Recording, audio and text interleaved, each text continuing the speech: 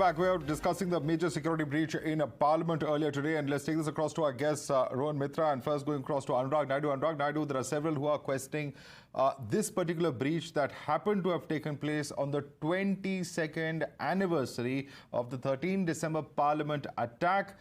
Fortunately, there was no damage to property or life this time round, but there are questions about how such a massive security breach could have taken place and who's going to take the onus for it. Madhav, first of all, thank you for having me on the show, Madhav. But I'd fairly disagree from the title of Parliament attack, Madhav. I would probably call it as a security breach. Parliament security protocols have been broken. Everything is fine, but that's not call it anniversary of the Parliament attack.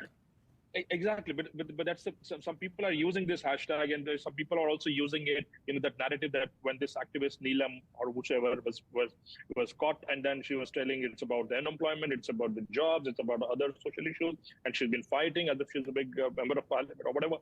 But the fact of the matter is, people are trying to promote this narrative that it is about the unemployment. You have to also understand, we surfaced some videos also that I'm seeing. I need to validate.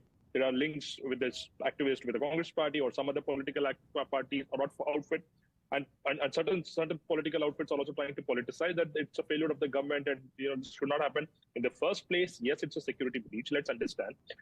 Second, let's also understand, Madhav, you've been to Parliament several times. I've been to the Parliament, visited box few times, and once you enter, as just nothing in our hand. But it's up to us to maintain the decorum and maintain ourselves and control ourselves. Look, when I'm saying a Parliament attack or a typical breach, in my view, yes, it's a way of protesting. These people have protested, and yes, there is a breach. We would improve the measures. I don't know how they've got this cans, the smoke guns. We can be better in the security, but let's just to politicize this issue does not. We shouldn't politicize it. Rohan Mitra says, Anurag Naidu, of course the system can be improved, but there's no need to play politics. Your response? You interviewed the gentleman.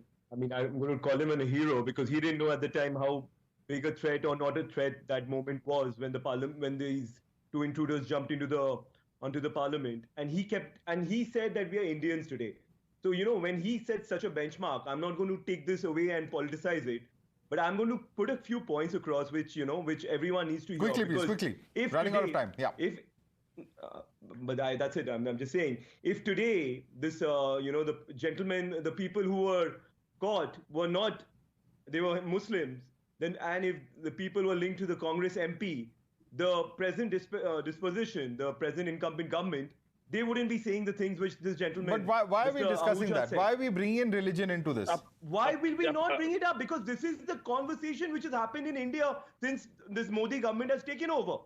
Everything has become about religion, anti-nationals, terrorists. Okay, let's leave it there. Let's leave it there. Obviously, there are very divergent views. Rohan Mitra, Anurag Naidu, thank you for joining us. I'm afraid we had very little time on this debate, but certainly there are a number of questions coming up from each side. Remains to be seen, of course, whether there will be a formal inquiry into this entire matter.